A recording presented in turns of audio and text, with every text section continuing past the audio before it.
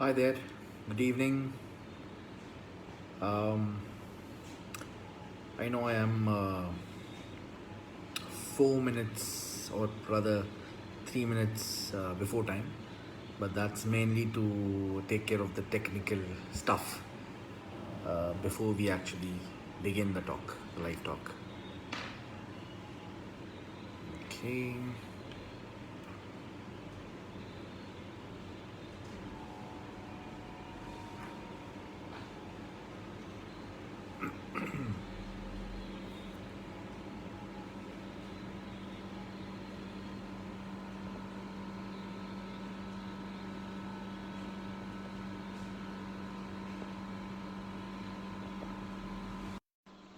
I'm adding Dhanashree. Let's hope she joins us soon. Hi there. Hi Dhanashree. Hi, hi. Am I audible? Am I visible? Yes, yes, you are Great. audible. And we'll begin in about 3 minutes. Sure. Okay, cool. So I think now that both of us are online, I think this takes care of the technical stuff. That's good. Great, great. I know sometimes, technical glitches can be an issue. Yes, yes, yeah. So, what made you think about this topic of spondylosis? I don't know. I mean, I was like, we've spoken about back problems. We've spoken about, the spinal health overall. But I think spondylosis or spondylititis, I think this is one thing that, people typically keep talking about. So then I Right. was like, why not have a live talk on spondylosis? Great. So I think yeah, that's what it is. We still have about 2 minutes, and we'll begin. I So think we can. how was Tuesday? Was it a busy day Yeah. today for you? Was it a busy Yes. day today for you? We're quite busy actually. Okay, nice. That's good. So, I think we can begin. Yeah, I think we can. Okay, we still have a minute though, so I think let's wait for a minute or so, and then Yeah, we'll wait for a couple of minutes for yeah, people to join in. yeah, we can do that. I think that's what happens. It's been what I think 17 years that I worked the company that mainly worked with the Japanese, and later on as the company grew, of course, we touched other markets. But one thing I learned, and I'm still following, is yes, to be on time, and in case you reach before time, then just wait, just hold on to that. Okay, so I think we can start. So, good evening, everyone, and welcome to the live talk on spondylosis. We have Dr. Dhanashree Sawant with us today. She's a musculoskeletal physiotherapist. She has over 12 years of experience and has treated a wide array of orthopedic, spine, and sports condition. She's also the founder of her multi-specialty clinic, Kinetics Movement and Beyond. Welcome, Dr. Dhanashree. Maybe before we begin, you could maybe say Thank hi you to so much, everyone. Akshay, for giving me this opportunity on this platform. Right. And I'm really liking the vibe of this platform because it's not only focusing on physical and mental wellness, but also on the Right. other aspects of wellness. Yeah. So, since it's the Fit Flex Tuesday, right? If I'm not mistaken. Yes. Yes, Fit Flex Tuesdays. Fit Yes. Flex Tuesday. So Yes. great. Yeah. So yeah, I think let's get started. Um, so spondylosis, is common and worsens with age. This condition is often used to describe degenerative arthritis. That's osteoarthritis, if I've pronounced it correctly, Dhanashree, of the spine. And most people don't have symptoms, but some may experience pain or muscle spasms, right? So Right. Yeah. today, I think during our live talk, we'll get you to maybe bust some myths associated with spondylosis, and help us understand what spondylosis is, the symptoms, and ways to deal with it. Right. So Great. let's get started with what are some of the myths that are associated with spondylosis? So there is not a single particular myth per se, but initially, only senior citizens or people who are above the age of, 60 years of age would have spondylosis. But because of this current sedentary lifestyle of people, because Right. of prolonged poor posture, people have started developing spondylosis at a very early age, as early as 25, I would say. Oh, So it's not anymore that spondylosis occurs only after the age of 50. Right now, it's an age-related change, but I have seen that a lot of young people in this 25 to 40 bracket, a lot of them suffer from spondylosis or at least early degenerative changes. oh, okay. Also, many schools of thoughts, like especially Ayurveda, believe that if you eat anything sour or if you eat anything cold, or you may have increase in pain. Honestly, it's not a myth. It is just that the school of thought varies.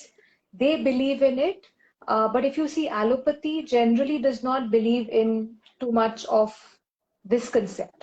That is the Okay. only thing I would like to mention. Okay. Yeah. Okay.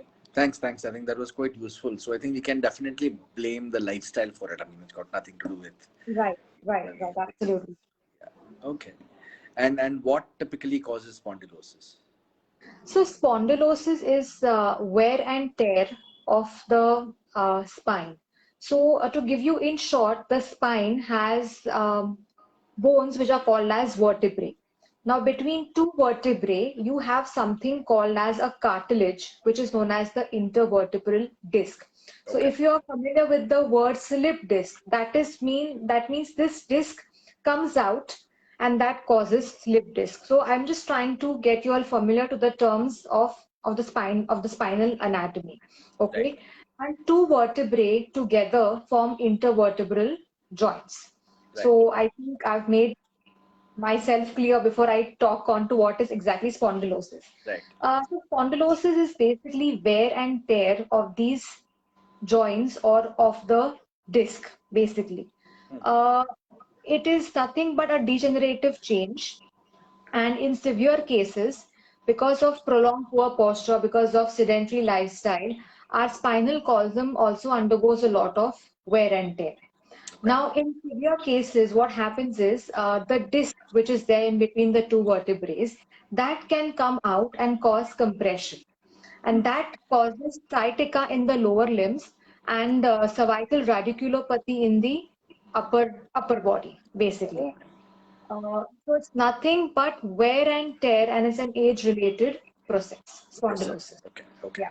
The spondylosis, I think once you get spondylosis, then if not tackled properly, it leads to all these other problems like sciatica Right. or other Right. issues. So the risk factors associated with them are prolonged poor posture. So if you're going to Okay. sit constantly slouched, or if you're going to stand for hours together, or if you're going to sit for more than 5, 6 hours, in a day continuously in a slouch position, your spine is going to undergo a lot of degenerative changes. Right. So sedentary lifestyle, if you're not very active, I'm not saying that you have to go, like out for a jog, or you can actually just move about 30 minutes every day for 5 times a week. It's more than sufficient to get your active lifestyle back. Also, it's an age-related process. So as you age, wear and tear is bound to happen.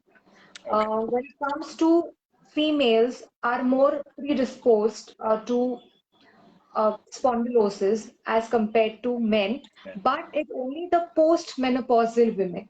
Okay. It's only the postmenopausal women. Okay. Second thing, if your occupation demands lifting heavy loads, or constant sitting or constant repetitive movement, that also will lead to spondylosis. And yes, the most important thing is that right now we are under tremendous mental stress, mental Yeah. tension. Anxiety will also aggravate these symptoms.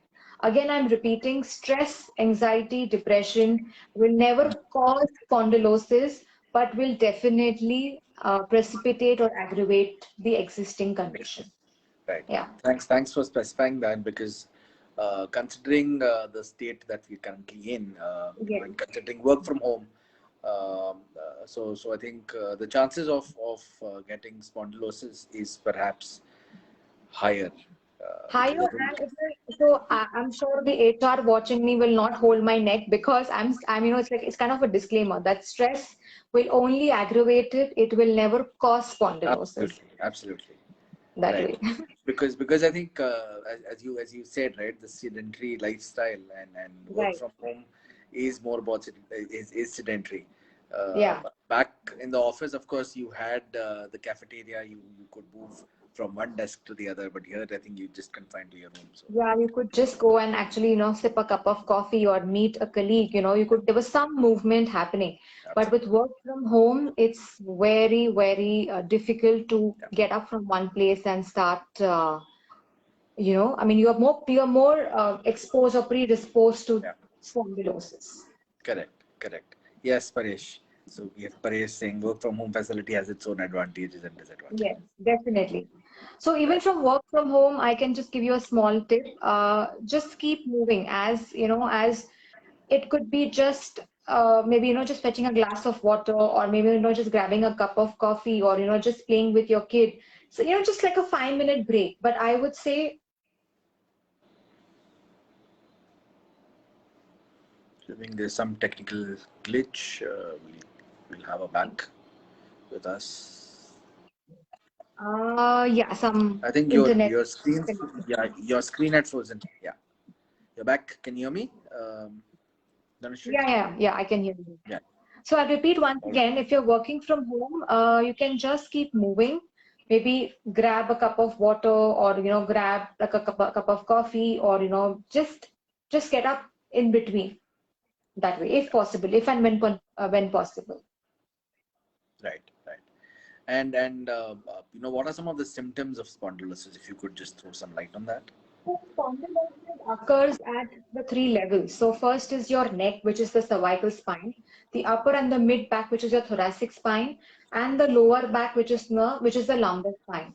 But most common is your cervical and the lumbar, which is the neck and the low back. So for cervical or the neck pain, you can have symptoms such as a mild spasm, or stiffness in your neck region. In extreme pain, you can also have loss of movement. So, you won't be able to turn your neck or look up or look down when you have extreme excruciating pain. Sometimes the Right. pain can go down from your arm and travel down all the way to your fingers. In severe cases, it can cause tingling, numbness. You'll have this pins and needles sensation in your hand, and in the worst cases, you'll have loss of grip, basically. So you won't be able to hold something, or you might feel. That is when you need to, get a consult ASAP. Similarly, for your low back region, it can range from a spasm in the low back region to pain which is going down the legs, oftenly known as sciatica. Okay, again you'll have tingling, numbness, weakness. So these are the few symptoms. So basically, tingling, numbness is in the moderate cases, and weakness will come in the severe cases. Right. So these are the few Right. symptoms of spondylosis. Right. Absolutely. I mean, this really, it is extremely essential that we take care of our back, because Right, any absolutely. any kind of a back posture can lead to spondylosis, or spondylitis, spondylolysis. I can't even pronounce it. Now that I'm talking about it, I think you can also throw light on what is the difference between spondylitis, spondylolysis, and Lysis and spondylolisthesis. Oh my spondylolisthesis, God! yes. So I know. It sounds very Greek and Latin, but honestly, these terms are very, very important, and it's very important to understand the difference between all four of them, because they are not the same. So if they're not the same, the treatment will also differ from each condition to condition. Condition. Okay. So so basically, what do you mean by spondy? Now, spondy means vertebral column or the spinal column. Okay. That is what you mean by spondy. Now, all this while that we were talking about was spondylosis, which is nothing but degenerative changes in your spine caused due to wear and tear. That is spondylosis. That is very commonly seen. I mean, all the others are also common, but this is what we were talking all about right now, which is caused by prolonged poor posture. That is spondylosis. Now, spondylitis is nothing but sometimes your body, your spine will have a lot of inflammatory changes. Or, for example, a person suffering from something called as a TB spine. So, it's basically an underlying infection or an underlying inflammation which Yeah. will result in changes in your spine. That is called as spondylitis. So, very simple example. I do not know if you all have heard of this term, which is known as ankylosing spondylitis. So, it is nothing but an inflammatory condition of the spine wherein there is a lot of stiffness in your low back, in your hips, there's morning stiffness, along with other changes in your other systems. Mm. So anything which basically deals with inflammation or underlying pathology which results in changes in your spine is spondylitis. It is an inflammatory condition. So spondylosis is different and spondylitis is different Mm. that way. The third thing you said was spondylolysis. Now, in spondylolysis, what happens is basically that there's a defect, a small defect in one of your vertebra, that is spondylolysis. And spondylolisthesis is nothing but when one vertebra moves over the other. So there is a kind of a slippage. Mm. It's not serious, don't worry. Uh, that is when it is termed as spondylolisthesis. Okay. The reason I'm trying to be as simple as possible because these terms you will see it in X-rays or MRIs or CT scans whenever the doctor will advise you to undergo these things. But what today we are dealing with is a spondylosis, which is the wear and tear of your vertebral column. Correct. I think I've Yeah, made I myself think it is. I really wonder how remember all these terms. Of course, it is a part of your job, but right. these are real tongue twisters. I would Yes, say. tongue twisters, correct, absolutely. I think all I've understood is that you need to take care of your spine, and that's about it. Spondylosis, Yes, oh yes, so spondylitis. basically what is Just in have to our take care of hand that. is having active lifestyle, maintaining proper posture, exercising, keeping stress under control. So this is in our hand. So we can definitely prevent spondylosis. Yeah, I'm not saying that it will never happen because it's human body, but correct. definitely we can delay the symptoms. Okay, okay. Thanks. I think this was very Yeah. useful. And who's likely to get spondylosis? Is there any typical age group or specific set of people? So usually the risk factors, would be anybody who's got a very sedentary lifestyle, who doesn't move about, obese people, because the pressure will come directly on the low back or as well. Hmm. Chronic smokers, because smoking will delay the healing process as well. Then also people who are like occupations, which are prone, where there's a lot of forward bending or where there is a lot of twisting movements or repetitive movements which cause a lot of wear and tear in the joints. Postmenopausal women, because of lower levels of estrogen, they are more at risk. Yeah, so those Okay. about it. And of course, uh, more common in the elderly population, but as you said, now the trend is changing. So, Right. Yeah. So I think all that matters is that you need to take care of the lifestyle and keep moving. Right. right, right. That's the mantra. Yes, totally. Be active and keep moving. Yes. And what would be some of the non-surgical ways to deal with spondylosis? So after you're diagnosed, either with X-rays or if you go to a physiotherapist or an orthopedic surgeon, they generally would prescribe you, like orthopedic surgeons would generally prescribe you painkillers. Some prescribe, hot or ice fermentation. So depending upon what is suiting you.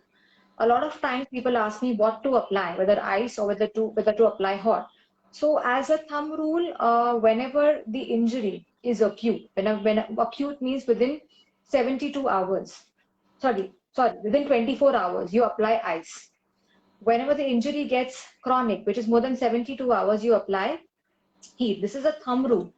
Oh, okay. Okay, but some people feel better even after 72 hours. They feel better with ice. So I would say continue with ice that way. So it really depends upon what really suits you. I've come to realize that if for some people hot just doesn't suit them, or ice just doesn't suit them. Hmm. That is when you really that is when the experience when it comes to play. Second is yoga. Yoga definitely helps in maintaining flexibility, improving strength. Also, it will help you to, pranayam will help you to, reduce your stress levels. Coming to physiotherapy in spondylosis, yes, one of the integral part of management of low back pain and neck pain. So, we have exercises for the neck. Then we also have exercises for the low back, core training, abdominal training, where we strengthen the back muscles as well. Also flexibility is there, where we kind of stretch the muscles of the neck and of the low back.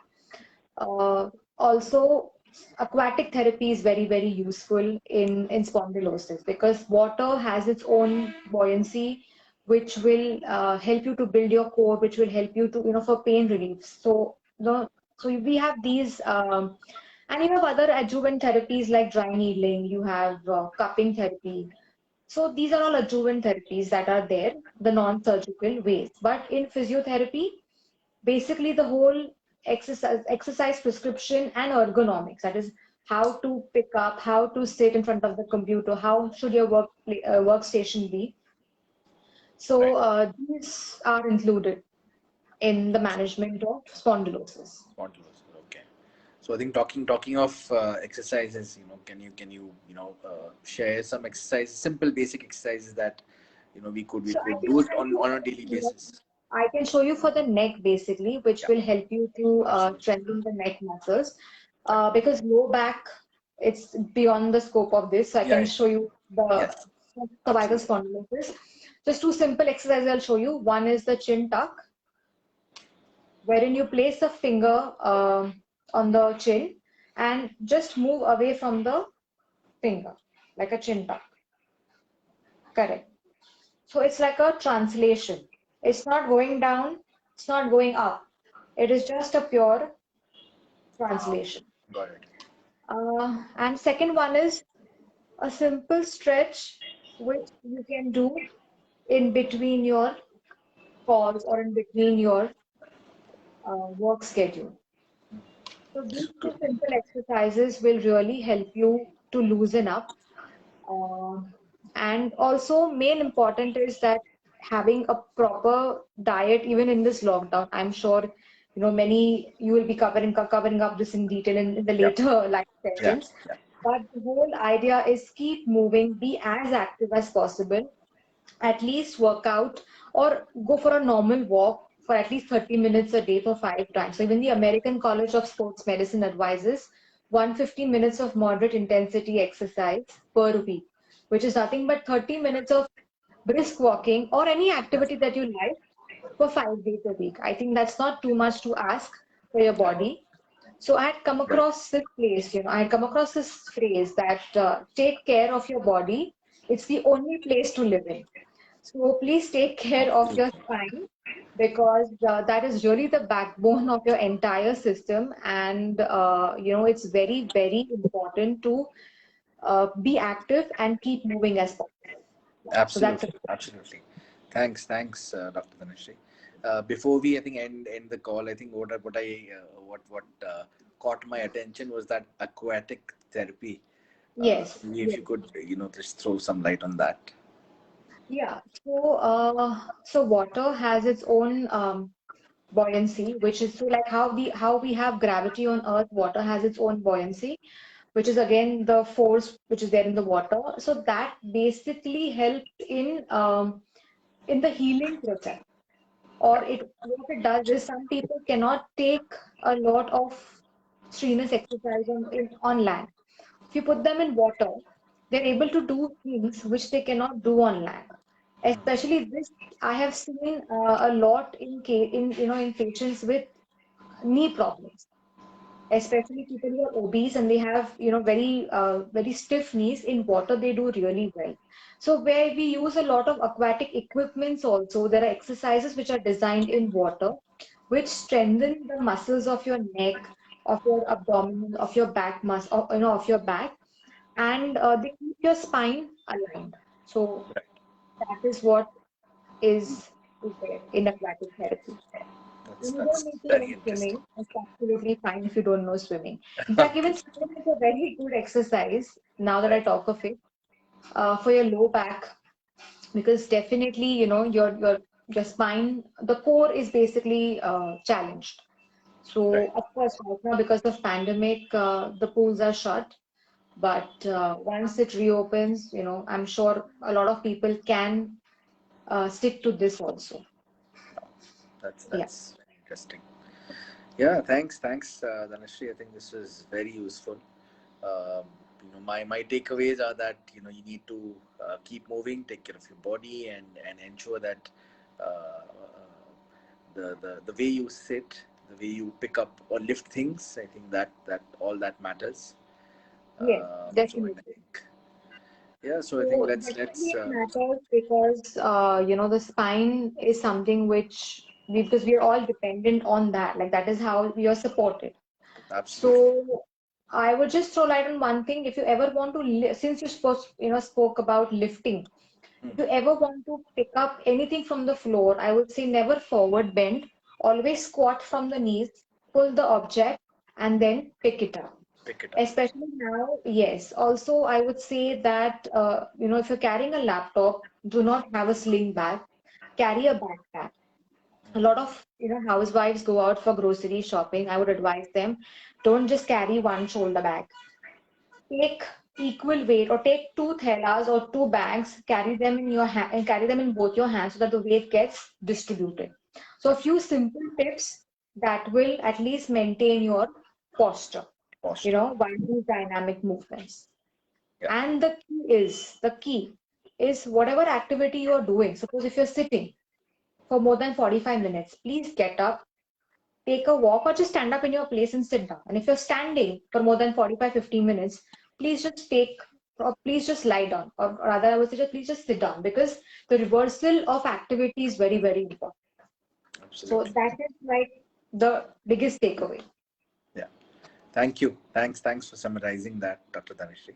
And Thank you thank you so to all much. those who are watching this Yes, live thank you talk. so much. We'll be back perhaps I think after 2 weeks with another expert, and we'll mostly be talking about nutrition as I think Dhanashree already spoke about. Thank you. Thanks once Okay, again, thank you and so much. That's a have a great great pleasure evening, to be everyone. here.